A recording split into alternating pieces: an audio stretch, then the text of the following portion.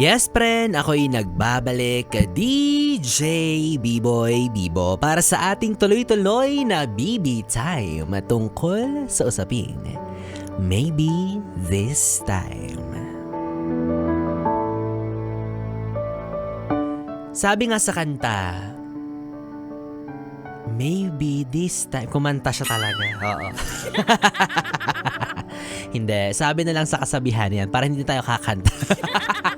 Sabi sa isang kataga, love is sweeter the second time around.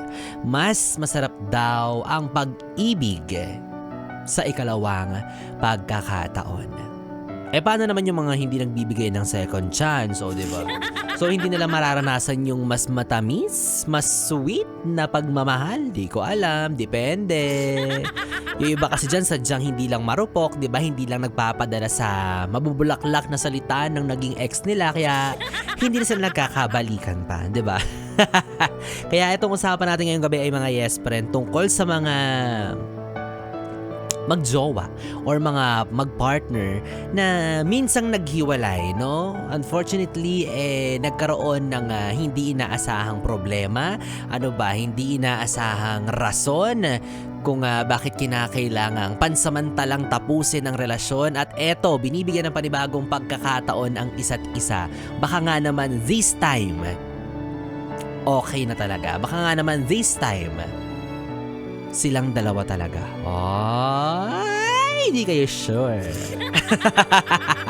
Huwag kayong masyadong kampante. Pwede pa rin kayong maghiwalay, kuya ate. Diba? Pero alam nyo, bihira yung ganyan, diba? Bihira yung mga taong pumapayag at hinahayaan na bumalik yung taong minsan mong nakasama, diba? I mean, naghiwalay na kayo eh. Kumbaga, tinapos nyo na yung meron sa inyong dalawa, yung ugnayan ninyo. Bihira kung magkakabalikan pa tapos sasabihin na, hindi, kaming dalawa na talaga. Oo, wala nang atrasan to. Kaya ako kung may babalik man sa akin, wag na yung mga ex na pera na lang, di ba? Mas okay yun eh. Mas tanggap ko kung pera na lang babalik sa akin. Ano ko naman yung ex ko, natikman na yan ng iba, ayoko na sa kanya. Charot lang. Pero eto nga, no, seryosong usapan. Ano ang gagawin mo kapag mahal mo pa naman yung ex mo at nag-alok siya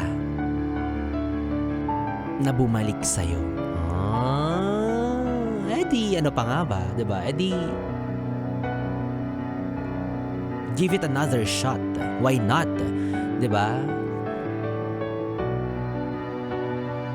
Di ko alam bakit may mga ganyang klase ng... Pero wala eh, it happens, no? Nangyayari siya. May mga kakilala tayo, may mga kakilala ako, may mga kakilala kayo na minsang nalagay sa ganyang klase ng sitwasyon. Di ba? Kumbaga, kahit ano na yung pinagdaanan, kahit sino-sinong tao na yung nagdaan, life or love will lead you back sa taong mahal mo talaga. Diba? Doon at doon ka pa rin dadalhin. Kumbaga, kahit ikut-ikutin mo ang mundo, kahit mag-explore ka sa kung sino-sinong tao, kung siya talaga ang endgame mo, siya talaga ang makakasama habang buhay. Diba? Sana all. Wala eh. Ganun eh. May mga nangyayari talaga. It happens talaga. Diba? Although, minsan, may purpose naman talaga kung bakit kailangang mangyari yung mga ganong bagay. Siguro para turuan kayo ng leksyon at para mas ma-appreciate ninyo na hindi na kayo makakahanap ng katulad ng relasyon na meron kayo noon. 'Di ba? Mas na-appreciate nyo na ay, oo nga, hindi ko na mahanap sa iba yung mga katangian na meron siya. Kumbaga natatangi siya, tangi siya, ganyan. 'Di ba? Magbibigyan kayo ng chance to appreciate more kung ano yung mga bagay na tinake for granted nyo lang noon. Kaya ikaw, kung magkakaroon ka ng ex-jowa, be careful sa mga sinasabi mo tungkol sa kanya, di ba? Na paninira. I mean, minsan may purpose naman kung bakit kailangan nating siraan yung jowa natin, di ba? Kung bakit na-emphasize natin yung mga negative na traits niya or sides niya. Kasi, nasasaktan tayo eh. Kumbaga isa yun sa coping mechanism natin to forget about that person. Para tuluyan natin siyang makalimutan, iisipin mo yung mga bagay na hindi maganda tungkol sa kanya. But then again, be careful. Kasi mamaya sinisira-siraan mo tapos babalikan mo rin pala, di ba? Malay mo, siya rin pala yung makakasama mo habang buhay sa isang kama. Kaya, ingatan mo, di ba? Mag-ingat ka sa mga sinasabi mo tungkol sa kanya. And again, ito ay patunay na talagang matalinhaga ang pag-ibig. Di ba? Hindi mo alam kung sino yung taong darating sa'yo, hindi mo alam kung sino yung maaaring taong babalik sa'yo.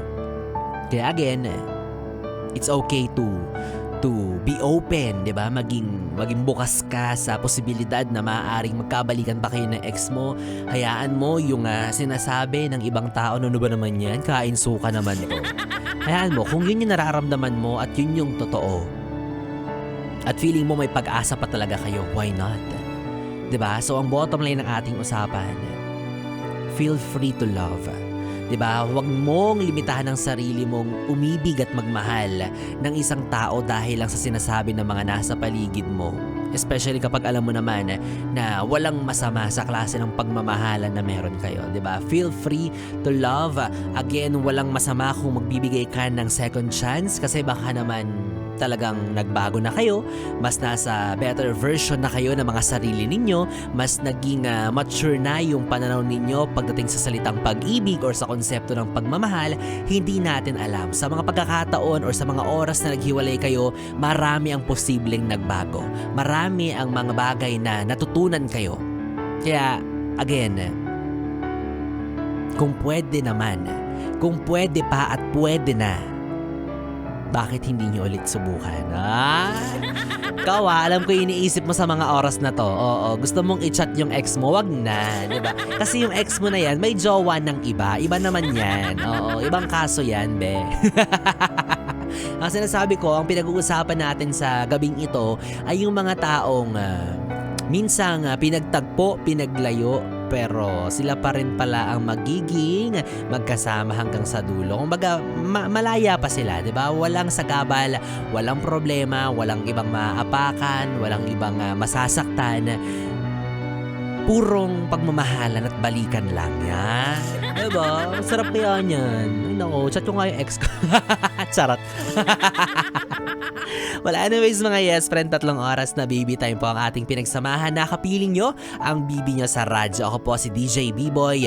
B-Boy, Bibo ang DJ na mabilis bumayo ang dila sa mikropono. Magkasama't magkarinigan tayong muli bukas sa parehong oras na dito lang sa istasyong No Problem, ang 101.1 Yes FM. Solid. Oras natin 11:39. Good night, baby. Mwah, mwah.